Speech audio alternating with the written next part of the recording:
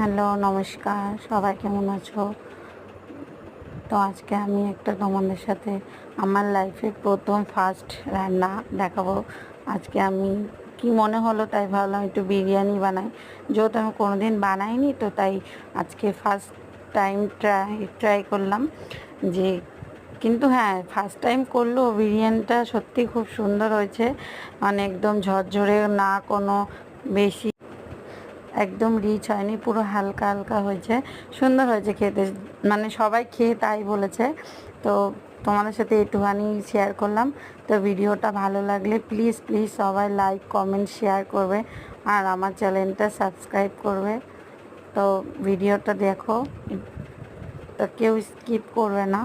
ভিডিওটা ভালো লাগলে প্লিজ লাইক কমেন্ট শেয়ার।